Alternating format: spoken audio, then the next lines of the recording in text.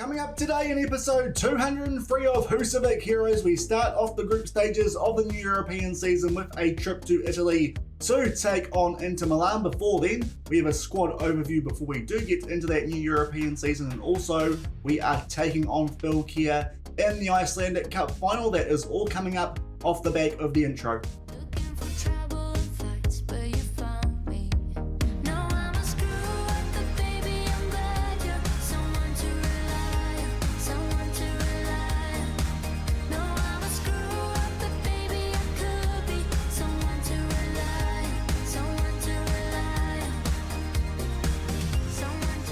Hello everyone and welcome back to Husavik Heroes here on Shaun Does FM. I hope you are doing well, and if you are looking forward to the start of the new European season here in this series, then do remember to go down below, leave a thumbs up on the video, and if you haven't done so already and are enjoying this series here on the channel, also remember to hit that subscribe button and turn that notification bell on as well. It is greatly appreciated. But we do start off today's episode with the Champions League odds for this upcoming season off the back of the group stage draw and the Super Cup at the end of last week. If you did miss that episode, I'll leave a link to that one over in the top right corner. But as you can see on screen, very short price favourites this season to win the Champions League. Of course, we were the favourites last season when we did take it out, but this time even shorter. I think last season we were around about the 450 mark. This season only paying £3, so very strong favourites over the likes of Real Madrid, Man City,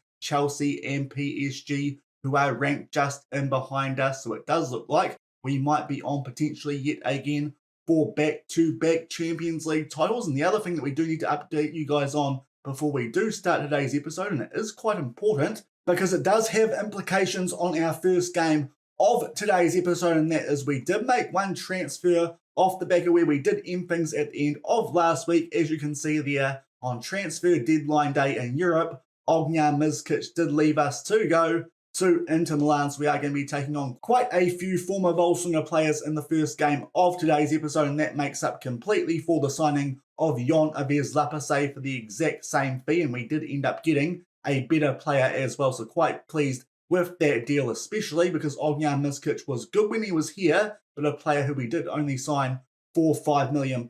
We have made a great profit off of that deal, ended up with a better player, and hopefully that gets proven when we do take on Inter Milan in the first game of today's episode. But before we do get into the squad overview before this upcoming European season, we have played a few domestic games off the back of where we did end things after the group stage draw at the end of last week. Obviously, I spoiled it in the intro, we are going to be taking on Fylkir in a Mjólkurbikarinn final. That did mean that we got the job done yet again over Nuts in our first game after where we did leave things at the end of last week. Very good 6-0 win there, and that sets up a top of the league clash in the Icelandic Cup final as we do look to reclaim that. But off the back of that, 3 pretty good wins in the league, especially when you consider our opposition in those games, and also they were all played in quite short succession off the back of an international break as well. 4-0 over HK. Marcelo Jr. looks absolutely superb, the young backup Mazzala. Really excited to see what he can do with some minutes off the bench in this upcoming Champions League season. He got a hat-trick there against HK. Off the back of that, we did just beat Fylkir 2-0, so it could be quite a close final coming up later in today's episode. Potentially goals there from Adam Saki and Lasana Dumbia. That is quite a big win because it does put us in a position where we could win the title in that game in between these two that we've shown you today against Jana. And off the back of that, we bet a team who are currently in the relegation zone, and that was Valur by a scoreline of 6-0. So what that does mean, we are very close to wrapping up the title here in Iceland. 12 points clear of Fylkir, and we have only got 4 games left each in the season. That means that we just need one more point to make sure that we do retain the Icelandic top division title. And as you can see up there next to our position in the league as well, we have already qualified for the Champions League next season, even if it isn't through winning the league, which we absolutely should be doing. What that does mean is we have our transfer budget for the next window. Obviously, we already had quite a bit when you consider we had around about 40 million at the end of last week.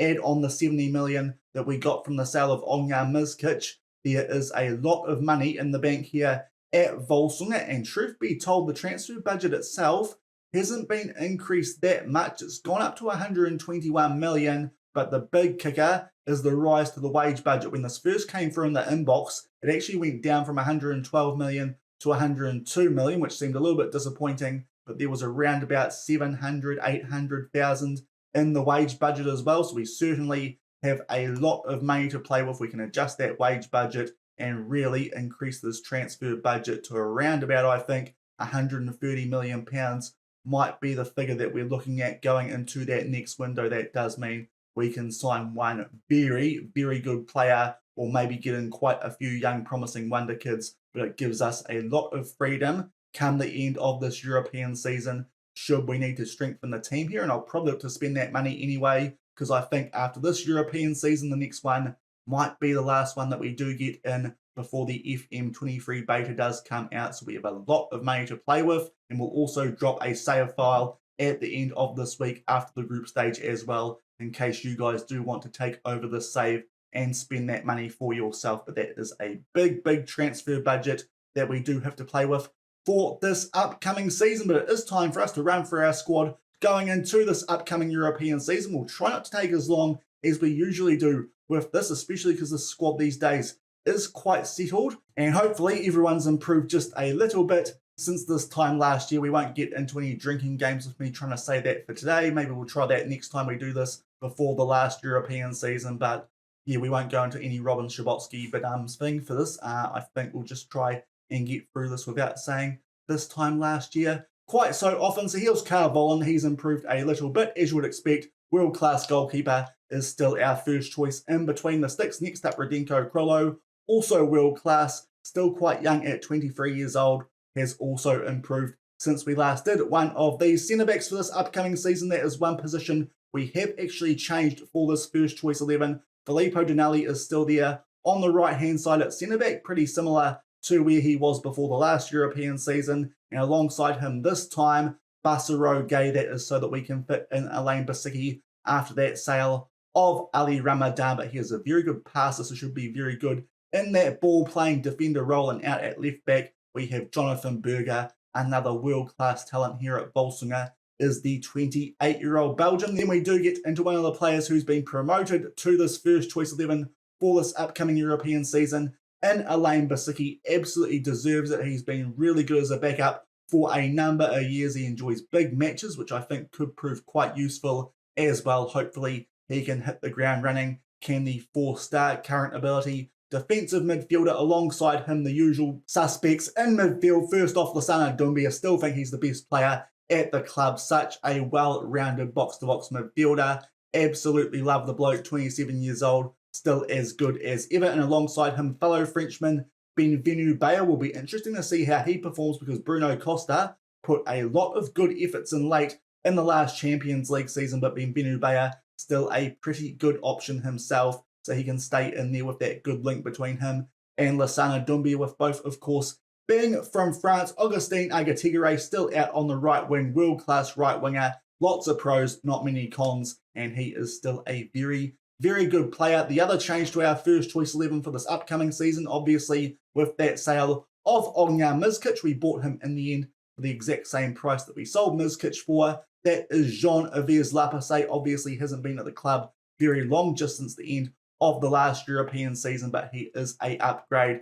Hopefully he does well for us out on the left wing, especially with those good attributes at both free kicks and penalties. That could come in quite useful indeed. From set piece and up front still is Adam Saki, world-class striker out of Morocco. Hasn't improved that much in terms of his star rating, but does get the job done for us more often than not. So that is our first choice 11 going into this upcoming European season. On the bench most of the time, I think what we're going to do is have Luis Herrera there as a left-back backup, still quite young as the homegrown club Mexican, with 3.5-star potential and 3-star current ability. The backup centre-back on the bench, I think for now we're going to go with Richard Waswa. He is a good young Belgian, albeit 25 years old these days, but is quite good and can do a good job for us if we do need to switch someone like Basaro Gay into the DM role should Basicki get tired a little bit early, because that is something that can happen in that DM role. Lucas Palazek,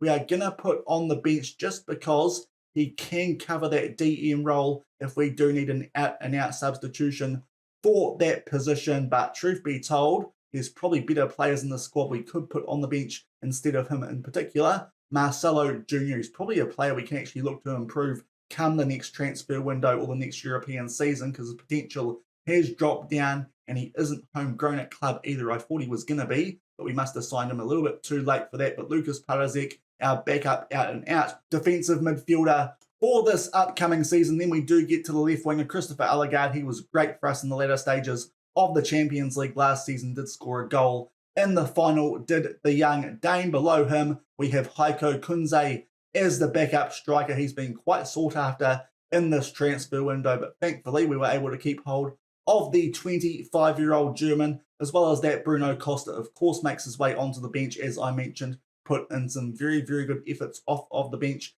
at the latter stages of those Champions League knockouts last season. And the other player to cover right back is Pedro Lemos. Is quite short on match sharpness because we have been giving that game time in the backup team to Anderson Guehi, but is quite a good attacking fullback, as you have seen over the past few seasons. And as well as that, we've got a few other players here who are registered, the likes of Malizio Menga, very good backup right winger, doing a great job as the fellow Argentinian, of course, same nationality of Agustin Agatigere. Also, Gabriel Capan does have a slightly higher potential than Richard Waswa, so maybe he should be getting that place on the bench, but we'll see how things go there with Waswa and this 21-year-old Croatian both in line for a few minutes. Should one of those centre-backs who are starting for us get injured. Rek Voskanian has been registered because he is homegrown club and nation. We might use him for the European season, though, as a third-choice striker, because we were able to register as well Marcelo Jr. right down there near the bottom. Very, very promising Mazzala, who has started off the domestic season in great form. Will probably at some point sneak him onto the bench in place of Lucas Parazek, as well as that Juan Carlo. He gets in there as a under-21 homegrown nation player who can play striker, but probably won't get too much game time for us this upcoming season. The same can be said for Steinar Finnsson. He's a player who we are releasing come the end of this Icelandic season anyway. Paul Valdsson is there as our backup goalkeeper because he is a local instead of Robson from last season. Does mean we have less foreign players at the club, as well as that Premzel Bokic is another homegrown player who might get some game time, being an option at left back and at centre back. And as well as that, of course, the very versatile attacking option Injo Nata is still at the club with his 2-star current ability and 2.5-star potential. So those are the players at our disposal for this upcoming European season. And as you can see, we go into this first game of the group stages pretty much with no injury concerns at all. Obviously, a lot of players are on a heavy match load, but that is because of that big chunk of football that we have had recently with that international window and 3 games in short order off the back of that. Before we do get stuck in to this opener in the Champions League, a quick look again at what our group does look like. And as you will be able to see shortly once we do go over and give you guys the right screen so you can just see our group, which is Group B. It's quite a tricky potential group, some big names in this one, albeit based on our recent form, we should be the favourites to get out of it. Inter Milan, Lille and Ajax are the other teams in this group. Inter Milan and Lille, often teams who do make the knockouts of the Champions League as well. So it is quite a deep group, it looks like, but hopefully we can still find a way to get out of it. And hopefully on top as well. And as mentioned earlier, Inter Milan, very, very interesting opposition in this first game because it is a team who has bought players off us quite regularly over the past few seasons. As you might be able to see there, Kenny Boreal, the former player, he is there at left back, obviously. Ognjan Mizkic out at left wing, and also in their squad, they have Kalen Rakasan as well. So there's a few former Völsungur players in this Inter Milan side. They currently find themselves on top of Serie A as well, albeit very, very early on in the season, but definitely a team that needs to be respected, and probably the team which are favourites to finish second in this group behind us when you do look at the odds, albeit, as I mentioned, quite an even group, and this will be a tough test travelling to Italy to take these guys on first, but hopefully we can come away from this with a decent result. Even a draw here might not be the worst thing, but we'll get stuck into the action for the first game of the Champions League group stage for the 2038-39 season shortly. We'll come back with team sheets from the Giuseppe Meazza as we take on Inter Milan. And here are the team sheets for this first game of the Champions League this season. There are Inter Milan, as you can see, all three of our former players there. Quite interesting to see Kalen Rakasan almost being used as a defensive midfielder. That does look interesting, but there is our team as we ran through before. We are at full strength. Hopefully, we can come away with some points out of this one in Italy. And we go forward to the 20-minute mark for our first highlight in this one. Today we are in the white, Inter Milan in the blue and the black, and we are on the attack here from a throw, just holding the ball outside of the box. Nice ball there from Berger. Tries to pick out Agatigere at the far post. We are still on the attack. Adam Saki gets a shot off, but in the end, that's a good block from Nunez here. Must be one of the centre-backs for Inter Milan, so a good chance there for us early. We can't put it in the back of the net, and Nunez will also deal with that corner at the near post, but we keep position here in this highlight for now. Is going to continue, and it looks like something else might be coming from this one. Bassero gave with a ball over the top. We hit it on trying to pick out Adam Saki, but a little bit too much on that one. And the highlight does continue off the back of that clearance, so it is a very long one to open up this game. And Agatigere does get in behind, takes the shot on, tries to beat Van der Voort there at his near post. Probably could have actually squared that one for Adam Saki, but nonetheless, it's a decent save to keep it at 0-0. And off the back of that, Filippo Dinelli gets his head on the end of that corner, but that is a top save from Van der Voort. Yet another corner coming off the back of this one, and Basicki puts that into the hands of Van der Voort as well. Lots going on there, but still 0-0.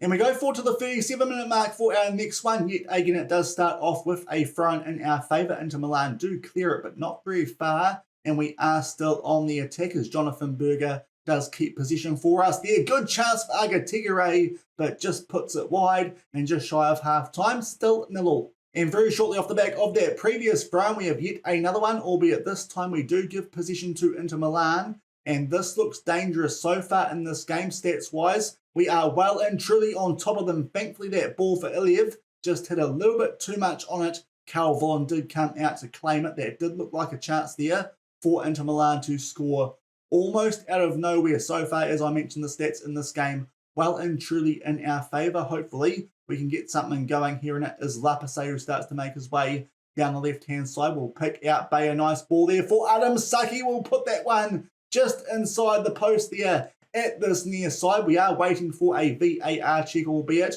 I think he looked pretty clearly onside for that goal. And indeed, that is the case. We grabbed the opening goal of this one not too long before halftime, but based on the stats, I think it is deserved. Adam Saki, well onside there, tucks that one away, and just shy of halftime makes it 1-0 Völsungur. And a few minutes off the back of that opening goal, we are down the other end here for a corner to Inter Milan. Thankfully, Iliev puts that just over the bar, and it should go into the sheds at 1-0. As you can see on screen, Inter Milan with not many shots in this first half. We have certainly been on top of them, but thankfully, we did get a goal there just before halftime. Otherwise, would be a little bit concerning, but pretty happy with how things are going here in Italy against a pretty good Inter Milan team, as we know with those former players of ours that they do have in their squad. But so far, this is going pretty well. Don't think we need to make any changes just yet, and hopefully we can grab a cushion goal in the second half and pick up all 3 points from our first game of the Champions League group stage. Now, a few minutes into the second half, Kalen Rakasan here is about to take a free kick. He tries to put that far post, but Bassero Gay is there to head that clear, and Lapase tries to get something going down the left-hand side, does a really good job there to evade the tackle, takes on the shot himself, unfortunately puts it wide, still 1-0 early in the second half. And going forward to the hour mark, yet another free kick here for Inter Milan, which Kalen Rakasan tries to put in the top left corner. Thankfully, that one does just go over the bar, still 1-0 Völsungur. And not too long off the back of that free kick to Rakasan, it was Inter Milan yet again on the attack. They've had a pretty good start here to this second half, but thankfully, we do get the ball back there and amongst that short passing around about the halfway line, and hopefully we can build from the back here as Basicki does play this back to the former defensive midfielder in Bassero Gay. Bayer plays that over to Lapase, just keeps position there. We'll loop one over the top here for Adam Saki. It's a difficult angle, but he takes it around Van der Voort and beats him in his near post. We are going to wait here for a VAR check again, but I think Saki again was onside. That would be a pretty soft goal to concede for Inter Milan, and it is a goal. If I was the manager of Inter there, I'll be pretty disappointed at Van der Voort there. That is a quite tight angle. Doesn't make the save, and Saki beats him. He grabs a double and makes it 2-0 just past the hour mark. And very shortly off the back of that second goal, we're going to make a substitution here as there is a highlight potentially for Inter Milan, which we might be able to stop, but Lassana Doumbia down to a red heart. Bruno Costa will come on for him. Kalen Rakasan will still take this corner, and somehow Iliev does not put that one in the back of the net, and there's a big miss there after he does square the ball. So thankfully, still 2-0 off the back of that first substitution, and off the back of that, it is now Elaine Basicki who is down to a red heart. So our second sub, Lucas Parazek, to come on for him. And only a couple of minutes off the back of that second substitution, we are going to make our last one now. Jonathan Berger also down to a red heart. I think we'll play things safe with players at the moment with our recent workload. Louis Herrera will come on for him. Still 2-0 Völsungur with just over 20 minutes left. And we go up to the 85-minute mark here. We have nearly seen this one out with a 2-0 lead. This would be a really good result to start things off in the Champions League this season. Adam Saki with a shot blocked.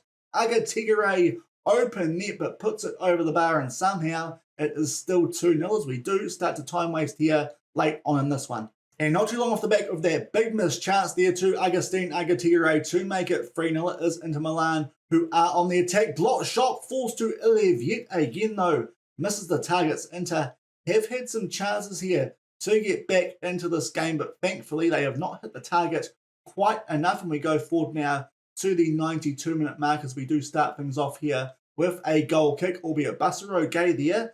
Bit of a rush clearance, and it is Inter Milan yet again. Iliev with a shot, thankfully. That one yet again fails to hit the target, but we are now inside the last minute of this game. This might just be getting shown to us because there isn't too long left in this one, but I think even now this result is pretty much locked up here with just under a half-minute left. It's been a pretty good performance. As I mentioned, Inter Milan have got a few decent chances, especially in the second half, but thankfully not been able to hit the target enough, and we've been just efficient enough with our chances. 2 goals in either half to Adam Saki, and I think that's going to be enough for us to pick up 3 points here in Italy, and 3 big points as well. Any points away from home in this group are going to be very, very valuable, and against a team like Inter Milan, as I said earlier, with quite a few of our former players, we know that they're quite a good team. So picking up a 2-0 win away from home here is a great start to our Champions League defence as we do try and make it 4 titles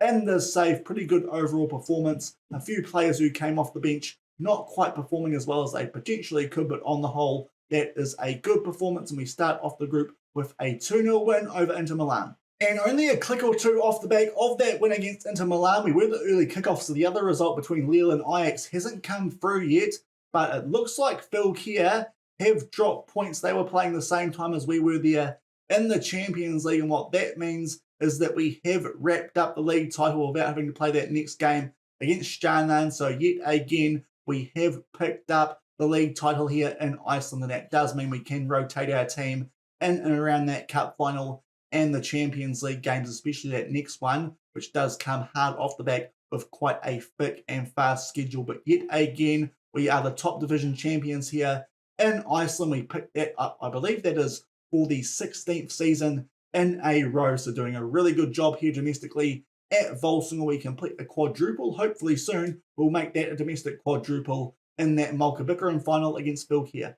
And we have gone forward to the day of this Icelandic Cup final. First things first, even though it didn't really mean much, the result that we had off the back of that win away at Inter Milan, not too great. Thankfully, though, the title was already wrapped up, but we did manage to drop points there away against Shaun, which is quite a rough result. We just weren't quite efficient enough in front of goal there with a rotator team. Heiko Kunze opening the scoring early on, but they did grab a goal back with 5 minutes left, so a little bit disappointing there. That does mean that we are not going to go through the domestic season with a perfect record, but doesn't really matter too much as we have already wrapped up the league title. But now we need to do a little bit of a European update, both on our group in the Champions League as well as the other Icelandic teams in the Europa League and the Conference League, and potentially a little bit of an upset result there in the second game on our group. Obviously, we picked up that 2-0 win thanks to 2 goals from Adam Saki, but Ajax picked up 2 second half goals and they beat Lille 2-0 at home. So currently we are somehow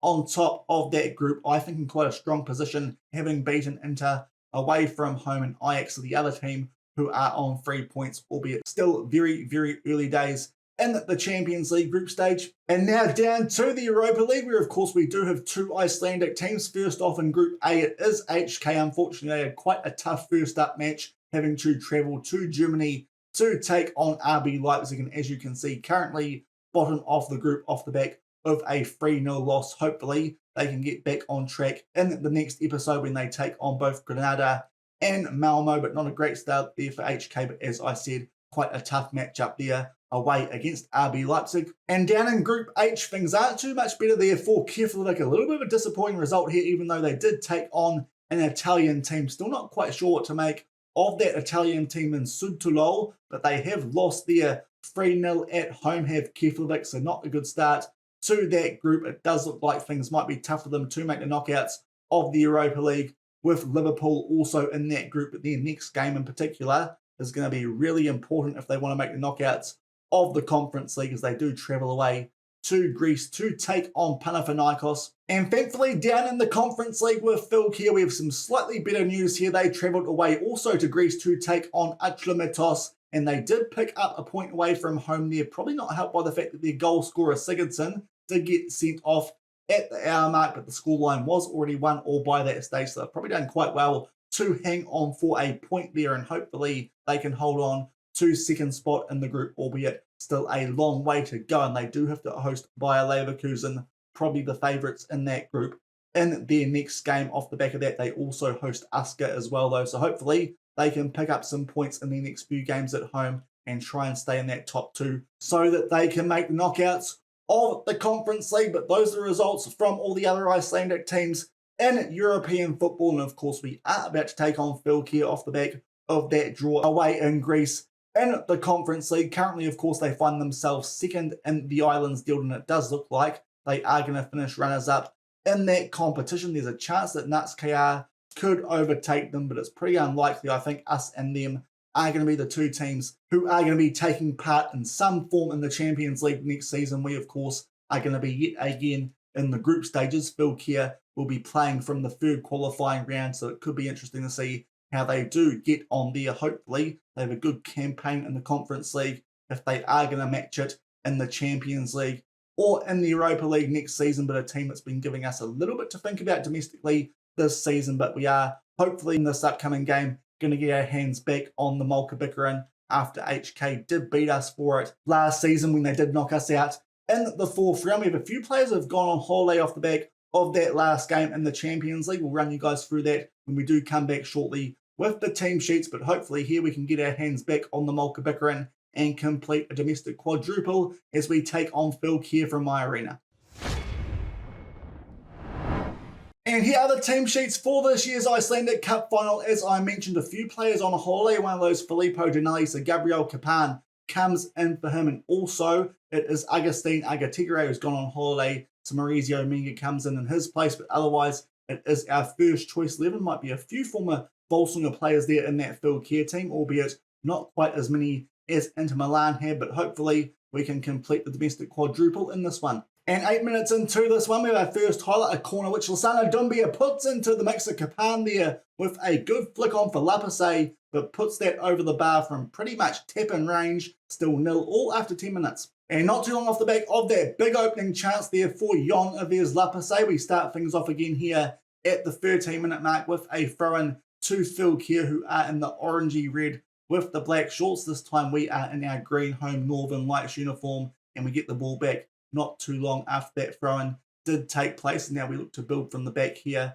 eventually making our way into the Fylkir half and try and get something going here down this right-hand side. That's a really nice ball that from Radenko Krolo for Adam Saki. He continues his great goal-scoring form in today's episode, slots that one away in the bottom left corner, and that is a good start for us here in this one, getting on the score sheet a little bit sooner than we did against Inter Milan. Some good play down the right-hand side. Adam Saki tucks that one away and makes it 1-0 Völsungur nice and early. And only a few minutes off the back of that goal to Adam Saki, it was a free kick there which took place quite shortly off the back of that highlight starting to Lapase. It does go straight into the hands of one of our former players in Ivkovic, the former Serbian goalkeeper who was a backup here for a few seasons. We try and get something going off the back of his clearance, but they do deal with it, do Fylkir, but only clear that one not very far, and we get back on the attack yet again. Lapase right on the edge of the box here. We put a ball into the mixer. It might be Krollo here with a shot. It comes off the crossbar, so a few good chances here early, and it's 1-0 Völsungur.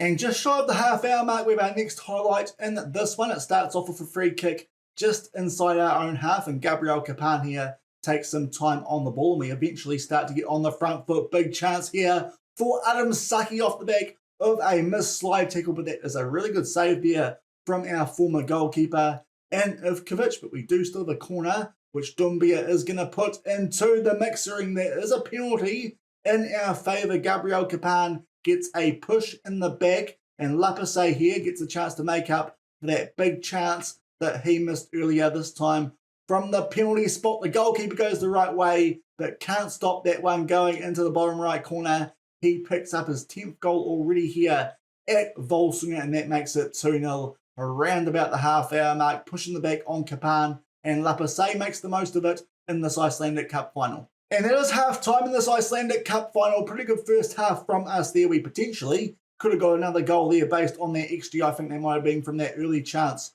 to one of Lapase, but thankfully we go into half-time with a cushion goal lead of 2-0. Gabriel Kapan did pick up a yellow card though in that first half, so what I think we're going to do is take him off here at half-time for Richard Waswa. Was a little bit tired coming into this game, so we'll just give him some time in the second half and play things safe, but that is only one sub used at half-time. We get things back underway with a 2-0 lead. And just shy of 10 minutes into the second half, we have our first highlight of it. Free kick there, which Lasana Dumbia takes, but way too much sauce on that one. And Ivkovic takes it safely. We'll pump this deep, but Jonathan Berger is there to tidy things up. Can we really put the foot down here in the second half and make sure that Fylkir cannot find a way back into this one? Albeit it might be encouraging if Fylkir do push us, but for their hopes in the Conference League this upcoming season. And now Radenko Krollo finds a lot of space here down the right-hand side. It's a lovely ball into the inner box for Benvenu Bayer, who tucks it away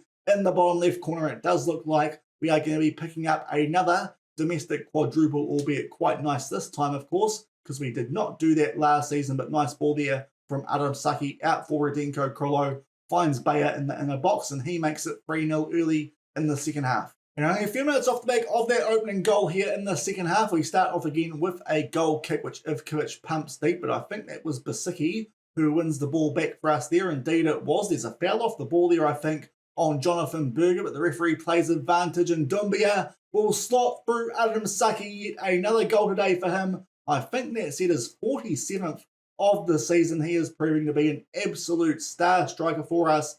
In the save is the Moroccan, the former Ballon d'Or winner, and that makes it 4-0, just shy of the hour mark, and that should absolutely wrap this one up. Just lifts that over the goalkeeper. 4-0 Völsungur, just shy of the hour mark. And nearly inside the last 20 minutes of this one, we have a throw in here inside the final third. Adam Saki actually gets his head on the end of that one, but his header straight into the path of Ivkovic as he does search for a hat-trick. Ivkovic will pump this one deep, but Richard Waswa wins the ball back for us there, and we switch that one out nicely to Maurizio Menga, who makes his way towards the edge of the box. Lasana Dumbia now be looking a bit dangerous here as Radenko Krollo puts that into the mix. A good chance for Saki to complete his hat-trick, but hits the bar, still 4-0 with about 22 minutes left. And shortly off the back of that previous chance for Adam Saki to make it a hat-trick, we start off again with a goal kick here to Fylkir, and yet again we win the ball back that time through Basaroga, and we get this one forward to Lasana Dumbia. Saki puts the ball over the top here for Maurizio Menga. Saki, as I said, still in search of a hat-trick, but that's a nice ball there from Radenko Krollo, and Lapase will nod that one in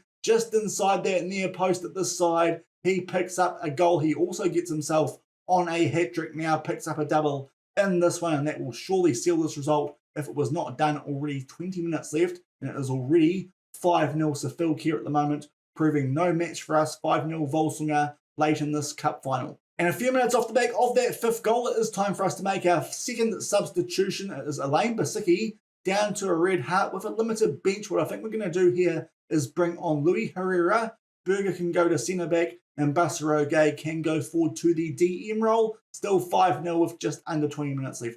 And not too long off the back of that second substitution, we are going to make our final one. Lasana Doumbia now down to a red heart. Bruno Costa to come on for him. And that is full time in this Icelandic Cup final. Not much happening off the back there of those last few substitutions, which we did make, but that means that we do pick up another domestic quadruple in this save, as I said earlier. Nice to get our hands on this one after HK did beat us to it last season when they did knock us out in the fourth round, but that is a good result there against the Fylkir team who have pushed us fairly hard this season in the league, but in the end in that final, we proved way too good. We pick up the domestic quadruple off the back of a 5-0 win in the Mjólkurbikarinn final. And back in the inbox off the back of completing the domestic quadruple, as you can see there, they are talking about the quintuple. That is because they are counting the Super Cup and not the Champions League. On the whole, we have picked up 6 trophies this calendar year, so that is a perfect season for us here at Völsungur in a pretty good way.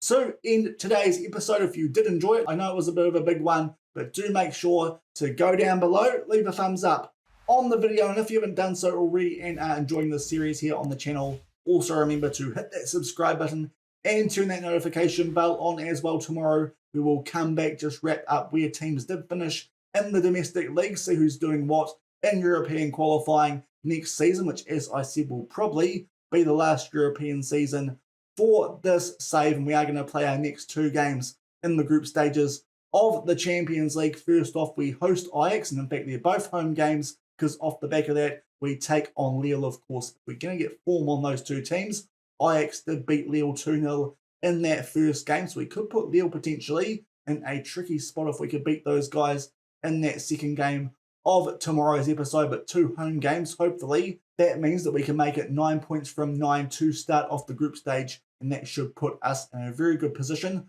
to be getting out of this group. But that's what we got to look forward to in tomorrow's episode. So until then, thank you very much for watching. Keep on keeping on, and I'll see you then. Cheers.